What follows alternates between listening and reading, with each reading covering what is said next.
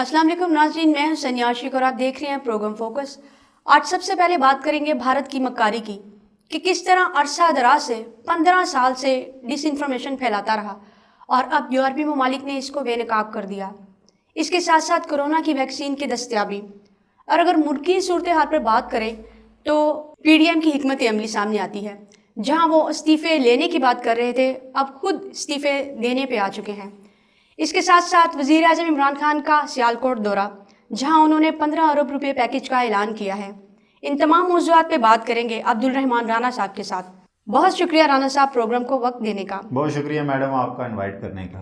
राना साहब बताइएगा कि ये क्या मामला है, 15 साल से जो है भारत कैसे मिस इन्फॉर्मेशन फैलाता रहा? देखें, ये बड़ी अहम डेवलपमेंट है। एक EU डिसइंफोलैब है जो इन्वेस्टिगेटिव एजेंसी है, उनके एग्जीक्यूटिव डायरेक्टर हैं अलेक्जेंडर अल-फिलिप। उन्होंने एक तहलका खेज़ इंकशाफ किया है जिसने दुनिया के रोंगटे खड़े कर दिए हैं कि एक वो मुल्क जिसको पाकिस्तान हमेशा सामने लाता रहा, उसकी मकारियाँ, उसके काम सामने लाता रहा, लेकिन इसके बावजूद दुनिया उसको मानने के लिए तैयार नहीं थी। या शायद भारत की जो तजारती पॉलिसी थी उसने दुनिया की आंखों पे पट्टी बांध रखी थी। लेकिन अब ये दुनिया कहने पे मजबूर हो चुकी है कि भारत फाशिस्ट तो है ही है, लेकिन सनिया इसके अलावा वो मक्कार भी है। मक्कार कैसे है? उसने सबसे पहले उन्होंने कहा कि अपनी नवीयत का इतना बड़ा नेटवर्क हमने नहीं देखा जो इससे पहले इस तरह के काम जारी रखा था। उन्होंने कहा पिछले साल हमने जब इस पे तहकीक की तो हमें से ये समझ आई कि वास्तव ग्रुप इसके पीछे है। मज़ीद तहकीक उन्होंने की कि हमें समझ नहीं आ रही कि कौन कौन इससे पीछे था, ये वास्तव ग्रुप कौन सा था, बंदे कौन से थे, नेटवर्क कौन सा था।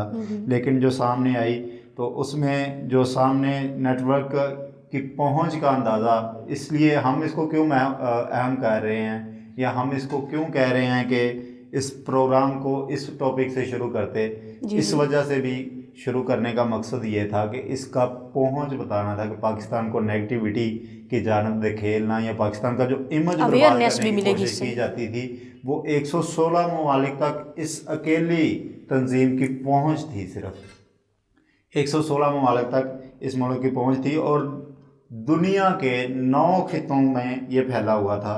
तहकीक के मुताबिक ये नेटवर्क जनेवा में अक़वाम मुत्तहिदा की कौंसिल बराए इंसानी हकूक़, जिसको UNHCR का नाम दिया जाता है, और ब्रसल्स में यूरोपीय पार्लियामेंट पर असरअंदाज होने की कोशिश करता है। देखें कितनी अहम डेवलपमेंट है कि यूरोपीय पार्लियामेंट और अक़वाम मुत्तहिदा दो ही बड़े अदारे हैं जिनका दुनिया भर में इम्पैक्ट है। तो सनिया ये दोनों को इम्पैक्ट करने की कोशिश करता रहा है। पाकिस्तान के ख़िलाफ़ जो भी सफारतकारी करते थे इसी नेटवर्क के ज़रिए हुई थी। इस सिलसिले में ये नेटवर्क मशकूक या जाली NGOs और 700 से ज़ायद जाली मकामी मीडिया अदारे, ये वो चीज़ें हैं। अब देखें बड़ी अहमियत का अख्तियार कर गई है उनकी तहकीक। उन्होंने कहा आखिर वजह क्या है कि इतने अरसे से कैसे छुपा रहा, और अब वजह भी बताइए कि बेनकाब कैसे हुआ। बताता हूँ बेनकाब ये कैसे हुआ आपको। जैसे मैंने बताया कि ये जो इनकी थी EUD इन्फोलैब, उन्होंने ये रिसर्च की।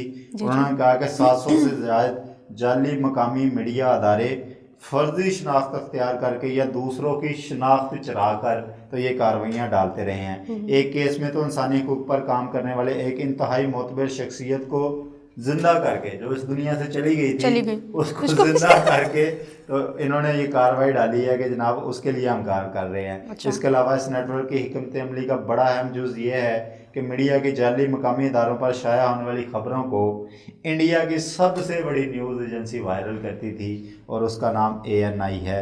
और ज़राए ये बताते हैं कि मोतबर ज़ाहिर करके मज़ीद आगे फैलाया जाता था इसको। अच्छा, मज़ेदारी की बात ये क्या है कि जो हम यहाँ पे कहते थे पाकिस्तान में, जो हम कहते थे वो अक्सर कहते थे, जिसको 5th जनरेशन का वार भी दिया जाता था नाम, और जिसको कहा जाता था कि कुछ जाली NGOs हैं जिसके पीछे सरमाया लग रहा है, जिसमें देखे बड़े बड़े अजीब और गरीब किस्म के यहाँ पाकिस्तान में नारे देखने में नज़र आए। अब वो सारा कुछ खोल के आ रहा है कि 700 से ज़ायद दुनिया भर में अगर तंजीमें थी तो पाकिस्तान में थे NGOs की वैसे भरमार है। तो वो सारी भरमार जो है वो पाकिस्तान में नज़र आ रही थी इस पर हमें। और इसी صرف پاکستان کو ٹارگٹ کرنے کے لیے, مسلم امہ کو ٹارگٹ کرنے کے لیے, اسلاموفوبیا کا خوف پیدا کرنے کے لیے, اور اس کے لیے اگر آپ نے کہا کہ اس کے پیچھے ہے کون, آپ کا جو سوال تھا, تو اس کے پیچھے جو انہوں نے کہا کہ سریواستو گروپ ملوث پایا گیا تھا, لیکن وہ اس سے زیادہ معلومات یا حتمی طور پر یہ ثابت نہیں کر سکی یہ لیب کہ آیا کوئی اور بھی اس میں ملوث ہے. لیکن جو اس میں انہوں نے آگے انکشافات کیے, حیرانگی کی بات یہ بتائیے گا اہداف کیسے حاصل کرتے تھے؟ اچھا, اپنی تحقیقی رپورٹ میں جو انہوں نے ایک اہم ترین بات کی ہے نا, انہوں نے یہ کہا کہ جناب انڈین کرونیکل کے چلانے والوں میں انڈیا کی خفیہ ایجنسی کا بھی ہاتھ ہے, جس کو ہم را کہتے ہیں. ساری دنیا کو پتہ ہے کہ وہ پاکستان کو ڈی اسٹیبلائز کرنے کی طرف جا رہے ہیں. تو اس کے انہوں نے کہا کہ اس پہ اور مزید زیادہ جو ہے نا تحقیق ہونی چاہیے. الیگزینڈر نے یہ بھی کہا ہے, بی بی سی کو بھی انہوں نے کہا کہ جس نوعیت کا یہ آپریشن اور جتنا وسیع اس کی پہنچ ہے, یہ کافی غور طلب بات ہے. اس میں ملکوں کے ملک ہیں, خطوں کے خطے ہیں لگے ہوئے, اور ڈس انفارمیشن نیٹ ورک پر گہری نظر رکھنے والے معتبر تجزیہ کار بین نمو نے بھی یہی کہا ہے کہ جناب انتہائی مستقل مزاج اور پیچیدہ نوعیت کا آپریشن ہے جناب, جس کو یہ بڑے سالوں سے 15 سال تک چلاتے کم عرصہ نہیں ہے, 15 سال. دنیا سمجھتی نہیں رہی ہے, پوری جنریشن سمجھ لیں. بچے کو آپ نرسری میں داخل کروائیں تو 15 سال میں میٹرک ہونے تک وہ ڈس انفارمیشن ہی سنتا رہا ہے کہ پاکستان دہشت گرد ہے, پاکستان فلاں ہے, پاکستان کا یہ نہیں اچھا. اس کا مطلب صرف یہ انڈین فائدے کو جو ہے پروموٹ کرتا رہا ہے یہ چینل, اور پاکستان مخالف بیانیے کو پروموٹ کرتا رہا ہے. بالکل. یہ دیکھیں جی, بین نمو نے تو یہاں تک کہہ دیا کہ ماضی میں بھی اس طرح کی مثالیں ملتی ہیں, لیکن جتنا بڑا یہ گروپ تھا اس طرح پہلے کبھی نہ سنا نہ دیکھا ہے. ہاں, بڑے ٹرول آپریشن چلائے گئے, لیکن وہ کہتے ہیں نا انگلش میں out of sight out of mind, یہ فرسٹ ٹائم دیکھنے میں آیا ہے. ہاں, انہوں نے کہا کہ اس سلسلے میں جب میں نے انڈین حکومت کو یہ سوالات بھیجے تو ان کی طرف سے مجھے کوئی جواب نہیں آیا. انہوں نے اس پہ کوئی جواب دینے کی کوشش بھی نہیں کی, کوئی ہے ہی جھوٹے. بالکل. اور اس کے ساتھ ساتھ انہوں نے کہا کہ EU ڈس انفو لیب کے مطابق اس تحقیق کی اہم بات اقوام متحدہ سے تسلیم شدہ 10 NGO کا سریواستو گروپ سے براہ راست تعلق ثابت کر دینا ہے. 10 بڑی آرگنائزیشن, 10 بڑی NGOs کا صرف اور صرف تعلق, جو بڑی NGOs ہے, چھوٹی چھوٹی نہیں, بڑی NGOs جن کا دنیا میں امپیکٹ ہے, ان پوری 10 کا سریواستو گروپ سے ہے. اس کے علاوہ 550 سے زائد نیوز ویب سائٹ, کتنی 550 سے زائد 550 سے زائد. پاکستان میں اتنی اخباریں نہیں ہیں جتنا یہ پروپیگنڈا کے لیے کام کر رہے تھے. اچھا, مشکوک NGOs اور کئی غیر فعال ادارے تھنک ٹینکس کا بھی سریواستو گروپ سے براہ راست تعلق تھا. اس سے آگے کیا کہتے ہیں, اس تحقیق میں ثابت کیا کہ جو بین الاقوامی سطح پر انڈین مفادات کو پھیلاتی اور پاکستان کے خلاف ہرزہ سرائی کرتی نظر آتی ہے. کون کہہ رہا ہے؟ یورپ والے کہہ رہے ہیں. ٹھیک ہے. تحقیق کے مطابق سریواستو گروپ کے اس آپریشن کا آغاز سن 2005 کو ہوا. آج کیا ہے؟ 2020 جا رہی ہے. 15 سال پورے انہوں نے اس کام کو کیا ہے, اور یہ 1900 ابھی بھی میں سمجھتی ہوں کہ وقت پر پتہ چل گیا نہیں ہے, شاید صدی گزر جاتی ہے. کوئی شک نہیں. اچھا, اس میں جو بڑی اہم آگے اچنبے کی باتیں ہیں نا جی, وہ پروفیسر لوئس نے بھی بیان کی ہیں کہ UNHRC کے ایک سیشن میں شرکت کرنے والوں کی فہرست میں جب دیکھا گیا کہ پروفیسر سوہن کا انتقال 2006 میں ہو چکا تھا, لیکن ان کو 2011 میں واشنگٹن زندہ کر دیا گیا, اور اس کی جگہ سریواستو گروپ کا ایک بندہ ڈال دیا گیا. دیکھیں, یہ مکاری تھی ایک. دوسری طرف تحقیق میں اس بات کی بھی مسلسل نشاندہی کی گئی کہ کئی ادارے NGOs چند جو اقوام متحدہ سے منظور شدہ ہیں, دیکھیں پاکستان میں لاکھوں NGO ہے لیکن اقوام متحدہ سے منظور شدہ نہیں ہیں. یہ جو وہ NGOs کی بات ہو رہی ہے جو ملکوں کے لیے کام کر رہے ہیں, بڑے پلیٹ فارم پہ جا رہے ہیں. بڑی سرچ ہے رانا صاحب, بڑی سرچ ہے. ان کا بظاہر جنوبی ایشیا اور سیاست یا انسانی حقوق سے کوئی لینا دینا بھی نہیں ہے. مطلب ہمارے خطے کی NGOs نہیں ہیں, وہ ساری کی ساری NGOs یورپ سے ہیں یا امریکہ سے ہیں. اس کا مطلب انہوں نے یورپین ممالک کو بھی جو ہے وہ ڈس انفارمیشن ان تک بھی پھیلائی ہے. بالکل, انہی کو لینا دینا ہے, لیکن وہ متعدد بار اقوام متحدہ کے فورم پر پاکستان کے خلاف آواز بلند کرتے نظر آتے رہے. پھر گزشتہ سال مارچ میں ہونے والے ایک سیشن کے دوران UNC تسلیم شدہ اور سریواستو گروپ سے منسلک ایک NGO گروپ نے اپنے مقررہ وقت پر تقریر کے لیے جب ٹائم مانگا تو اس میں بھی چیزیں سامنے آئیں کہ وہ منظور نظر نہیں تھا. मंजूर शुदा नहीं था, लेकिन उनको भी टाइम दिया गया कि पाकिस्तान के खिलाफ फर्जा अच्छा राना साहब, इंडियन क्रॉनिकल्स में ANI का किरदार क्या रहा, इस बारे में आपके पास क्या इन्फॉर्मेशन है? अच्छा, ये जो है ना जी किरदार वो बड़ा अहम है। अब ये जो मैंने पहले भी कहा था कि ANI जो इंडिया की सबसे बड़ी न्यूज़ एजेंसी है, जैसे पाकिस्तान की सबसे बड़ी जिसमें हम बैठे हैं APP, associated press of Pakistan, जिसने पाकिस्तान का जो सारा चेहरा है वो सारी दुनिया को हालात जो भी देखें, कोई भी खबर होती है ना तो कहते हैं सरकारी खबर रसां एजेंसी के मुताबिक ये कहा जा रहा है इस मुल्क के मुताबिक, तो उसको कोड किया जाता है। अगर इंडिया की न्यूज़ एजेंसी कोई खबर देती है तो उसको भी कहा जाता है ये क्रेडिट सोर्सेज है। लेकिन ये जो श्रीवास्तव ग्रुप था, ये इनको मसलसल ANI के ज़रिए प्रोपेगेंडा करवाता है। अच्छा, झूठी खबरें, मिस इन्फॉर्मेशन, अपने टॉक शोज बनवाता रहा। अच्छा, अपने उनके देखे जाहिल किस्म के एंकर हैं। तो फिर इसके पीछे क्या कहा जा सकता है, कौन लोग थे श्रीवास्तव ग्रुप के पीछे? अच्छा, उन्होंने कहा जनाब कि 265 से ज़ायद जाली न्यूज़ वेबसाइट बंद की गई थी, लेकिन अलबत्ता EU क्रॉनिकल के नाम से एक और नई वेबसाइट क़याम में आई, जिसमें यूरोपीय पार्लियामेंट के मेंबरान ने पहली की तरह पाकिस्तान की मुखालफत में मज़ामीन लिखने शुरू कर दिए थे। ठीक है जी। अब ये ANI उससे मज़ामीन लिखवाती थी, उनको सर्कुलेट करवाती थी यूरोप के मुख्तलिफ अखबारों में, यूरोप के मुख्तलिफ चैनल्स में, और इसके अलावा दुनिया भर के खितर में। अलेक्जेंडर एल-फिलिप कहते हैं कि ANI का किरदार इसलिए भी इंतहाई ज़रूरी था कि इसकी मदद से इन्फ्लुएंस ऑपरेशन पर से शक कम हो गया और ANI पर चलने वाली खबरों की मुसद्दका होने पर शकूक नहीं उठे। क्यों? अगर APP कोई खबर देती है तो लोग कहते हैं सोर्स इसका करेक्ट होगा, जैसे हम रिपोर्टर हैं यहाँ पे बैठे, हम पे कोई उंगली नहीं उठा सकता कि हम कोई गलत खबर कोड करेंगे। लेकिन ये हवा के बीच में से सॉरी इन्होंने हवाई खबरें, मफरूज़ों की बुनियाद पर खबरें, कि पाकिस्तान को गंदा करने के लिए वो खबरें बनाने के तौर पे, मिसाल के तौर पे वो कहते हैं कि पाकिस्तान के ज़ेर इंतज़ाम कश्मीर के बारे में एक मजमून शाया किया गया जिसमें मुख्तलिफ और सख्त शह सुर्खी के साथ ANI पर शाया किया गया। कश्मीर हमारा कितना अहम इशू है, ठीक है। अच्छा, जब पाकिस्तान की तरफ से सानिया एहतजाज बुलंद होता ना, तो मिसाल उन्होंने ऐसे दी कि जब यहाँ से कोई एहतजाज बुलंद हुआ तो उन्होंने पाकिस्तान के ज़ेर इंतज़ाम जो आज़ाद कश्मीर जिसको हम कहते हैं उसके मतलब झूठी कोई भी खबर गढ़ के लगा दी कि वहाँ पे इस तरह के हकूक नहीं है, वहाँ पे लोगों को जेलों में रखा जाता है, कुछ सख्त सुर्खी लगा दी दुनिया को सिर्फ नुकसान पहुँचाने के लिए, पाकिस्तान का इमेज पहुँचाने के लिए।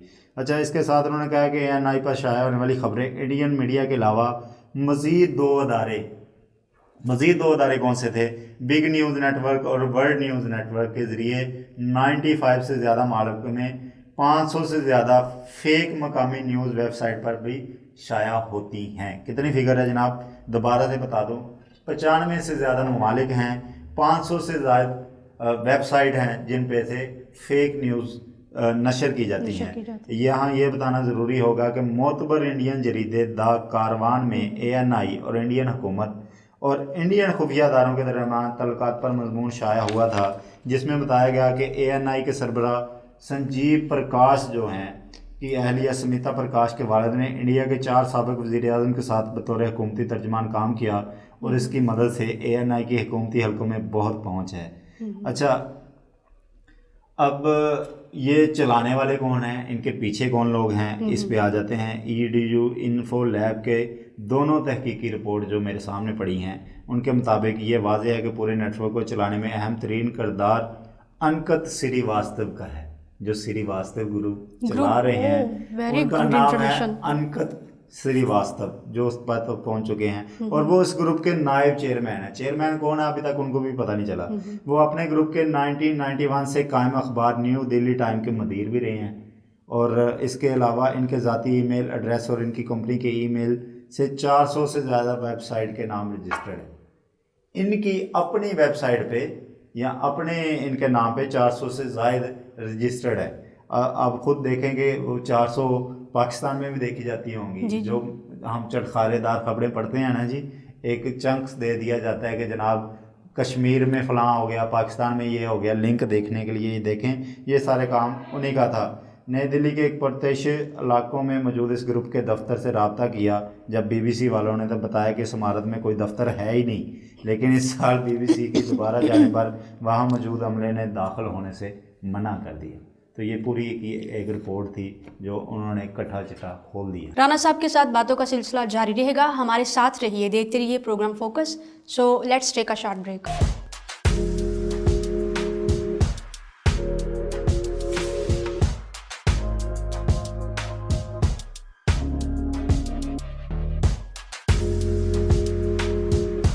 ویلکم بیک ناظرین آفٹر اے شارٹ بریک.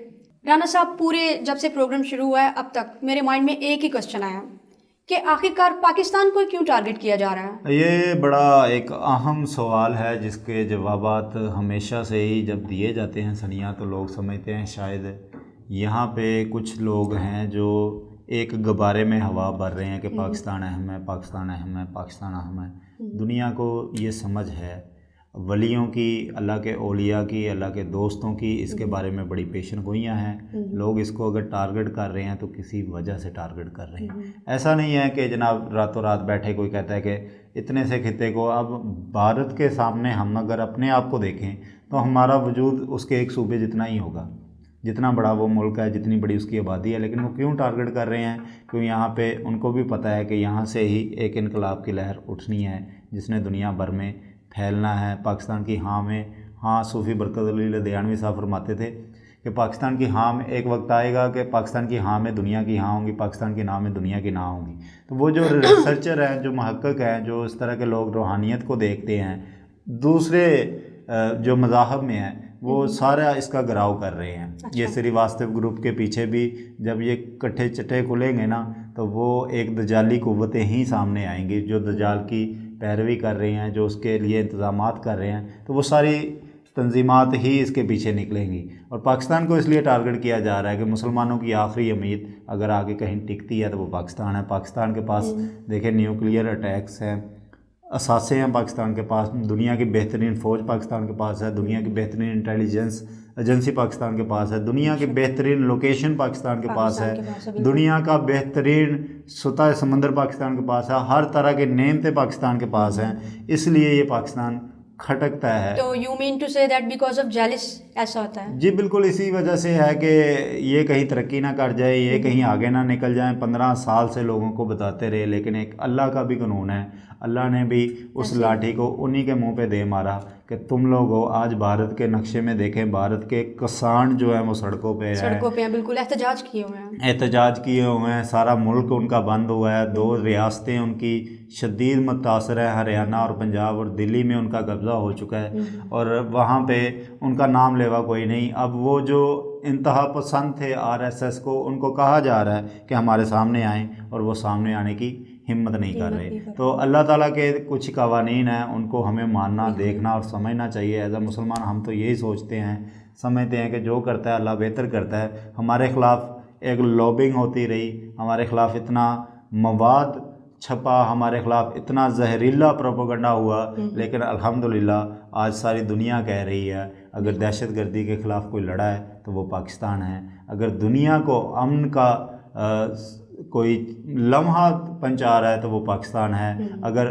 آج بھی دیکھیں کہ اقوام متحدہ کی جو ریاستیں جہاں پہ امن کی ضرورت ہے, پاکستانی فوجی دستے وہاں پہ امن مشن کو سنبھالے ہوئے ہیں. اگر ایمان کی سلامتی کا مرکز دیکھیں سعودی عرب یا اس طرح ملحقہ جو علاقے ہیں, ان کی سیکیورٹی پاکستان کر رہا ہے. اگر مسلم ممالک میں کوئی مسئلہ ہوتا ہے تو پاکستان اس میں بڑے بھائی کا کردار ادا کرتا ہے. مفاہمت کا بیان, پچھلے دنوں ایران اور سعودیہ میں کافی ٹینشن ہوگی تو وزیر اعظم نے جا کے اس کو لڑائی سے بچایا. تو ان لوگوں کے لیے وہ بڑی شرمندگی تھی جو ان دونوں ملکوں کو لڑا کے تو مذہبی منافرت پھیلانا چاہتے تھے. آپ ان کے پیچھے یہودی لابیاں کہہ لیں, آپ اس کے پیچھے انڈین لابیاں کہہ لیں, ہندو لابی کہہ لیں, بڑی ساری لابیز ہیں جو اس پہ کام کر رہی ہیں, جن کو پاکستان کا امن سکون چین ہر صورت برداشت نہیں ہو رہا. صحیح. اچھا رانا صاحب, اقوام متحدہ اور یورپی یونین اس پورے نیٹ ورک سے آگاہ تھی. آپ کیا سمجھتے ہیں کہ انہوں نے اس سارے معاملے کو اگنور کیا یا پھر وہ آگاہ ہی نہیں تھے؟ اچھا, یہ جو اس پوائنٹ پہ آ کے اس تحقیق پہ جب بات ہوئی ہے نا, تو انہوں نے BBC والوں نے یہ سوال UNHRC کے ترجمان رونالڈو گومیز کے سامنے رکھا. تو انہوں نے BBC کو جواب دیا کہ ان کا ادارہ NGOز اور ان کی حیثیت کا ذمہ دار نہیں, اور نہ ہی ایسے قوانین ہیں جن کے تحت NGOز پر لازم ہو کہ وہ صرف کسی मखसूस मौजू पर बात कर सकें, उसको फ्रीडम ऑफ स्पीच का नाम देंगे। उसको मेरा ख्याल है कि अगर उनको पता भी था जानबूझ के भी अगर हम ये कह लें कि वो फैला रहे थे, तो आपको जो मैंने पहले बात की कि इसके पीछे लॉबीज़ काम कर रही होती हैं, मुल्क जो हैं वो चुप हो जाते हैं वहाँ पे और वो कहते हैं इनको काम करते रहने चाहिए। इस तरह यूरोपीय पार्लियामेंट के अदारे बराए ख़ारजा अमूर से जब ये सवाल किया गया तो उनके तर्जमान पीटर स्टेनो ने कहा कि इनके अदारे की मरकज़ी ज़िम्मेदारी इस किस्म के नेटवर्क के बारे में आगाही फराहम करना है, और उन्होंने पिछले साल की थी, जिसके बाद ही इस नेटवर्क के ख़िलाफ़ तहकीक का रास्ता खुला था।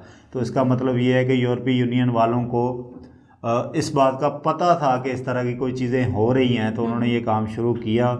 उसके बाद ये सारी चीज़ें नज़र आई। अक़वाम मुत्तहिदा वाले तो अपने रोल से डिनाई कर रहे हैं कि हम इस चीज़ों में नहीं पढ़ते, लेकिन यूरोपीय यूनियन खुल के कह रही है, उनके जो तर्जमान हैं, कि हमें पता था, हमने इस पर रिसर्च की थी, उसके बाद ही हम इसको कैटर करने में कामयाब हुए। इसके साथ उन्होंने कहा कि डिसइंफॉर्मेशन और इसे फैलाने वालों की हकीकत को आश्कार करना इनके अदारे का एजेंडा है, और यही मरकज़ी हथियार है जिसकी मदद से डिसइंफॉर्मेशन के ख़िलाफ़ आगाही दी जा सकती है।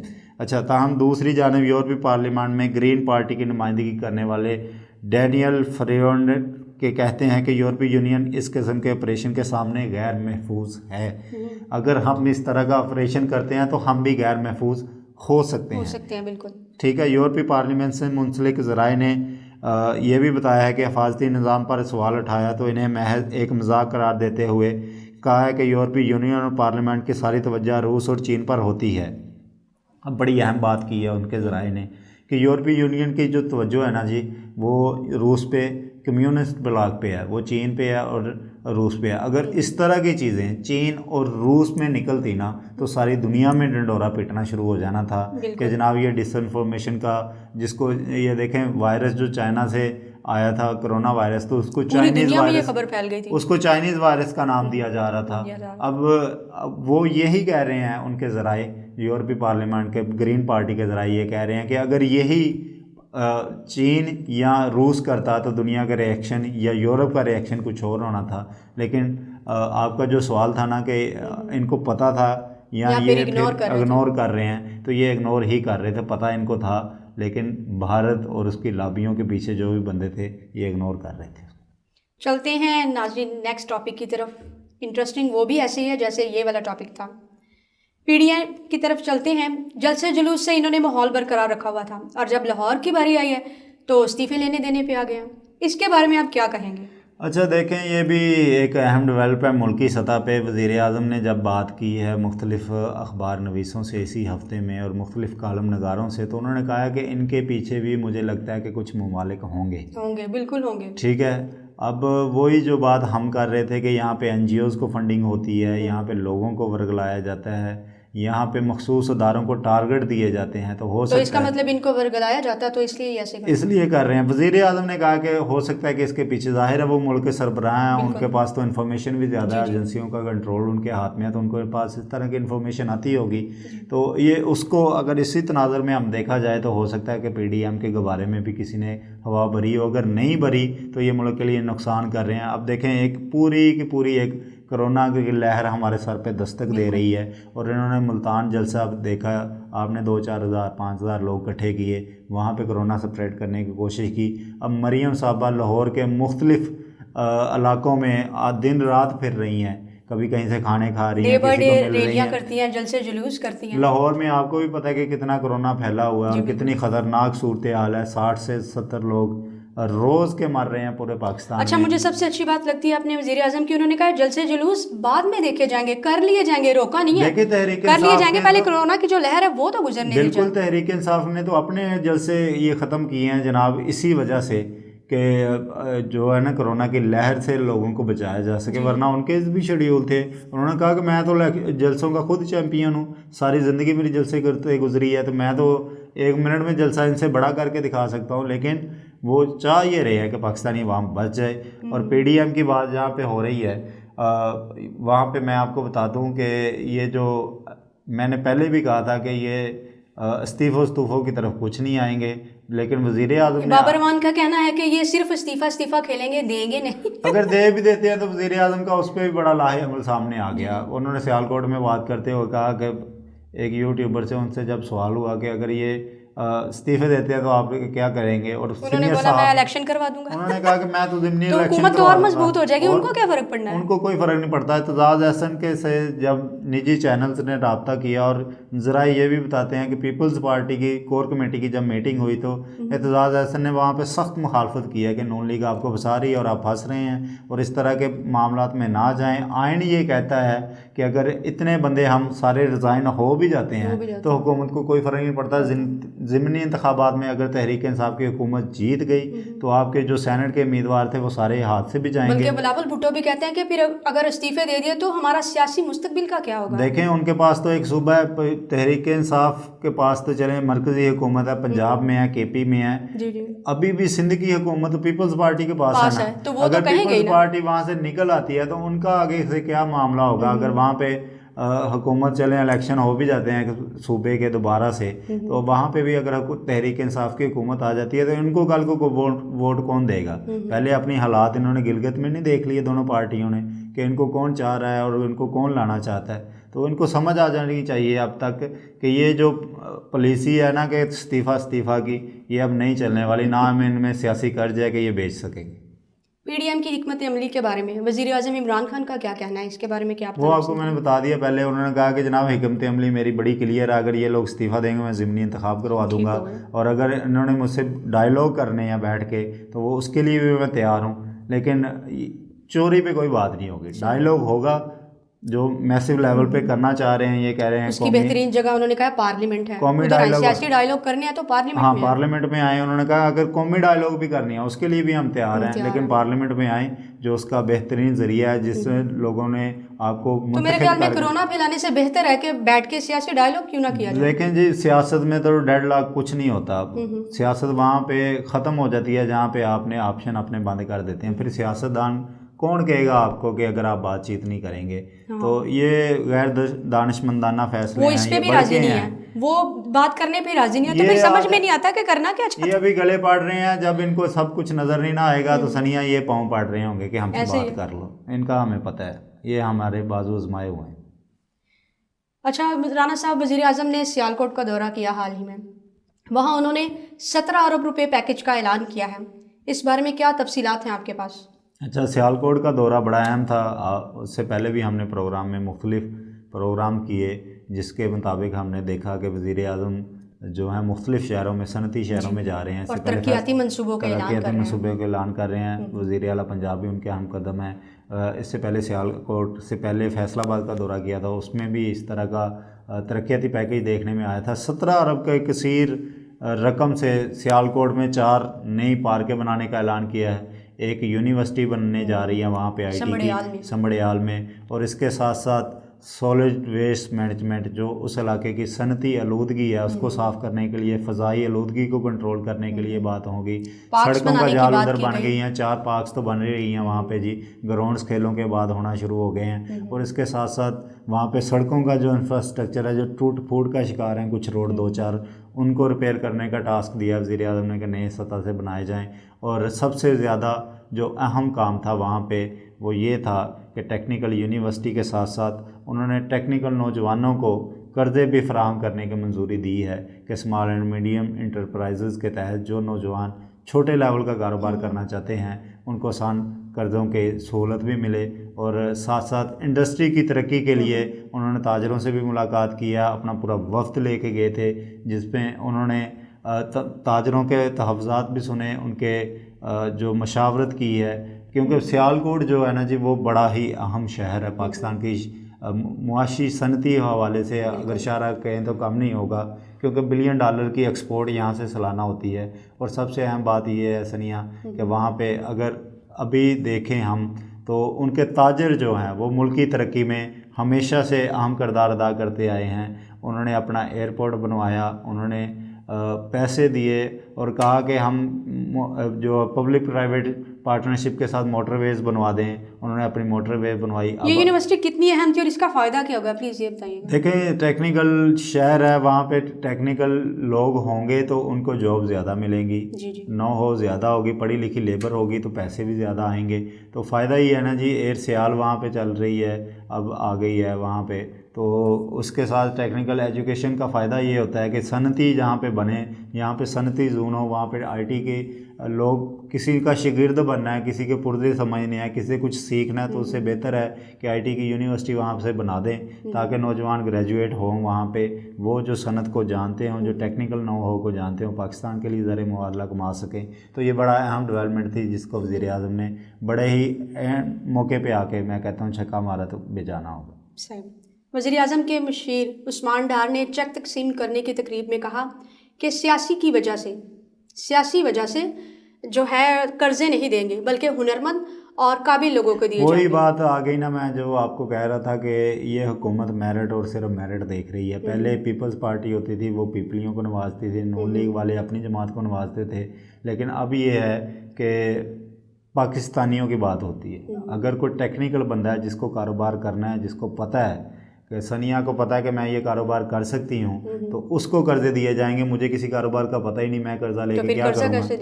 ٹھیک ہے نا. تو انہوں نے بھی یہی بات کی ہے. میں نے کہتا ہوں اس طرح کا اسپرٹ ہونا چاہیے پورے پاکستان میں, ہر جگہ میں, کہ جہاں پہ جو قابل لوگ ہیں ان کو آگے لے کے آیا جائے. صحیح. بہت شکریہ رانا صاحب آپ کی تشریف آوری کا. اس کے ساتھ ہی ناظرین ہم آپ سے اجازت چاہتے ہیں, نیکسٹ ویک میں ملیں گے. تب تک کے لیے اپنا خیال رکھیے. اللہ حافظ.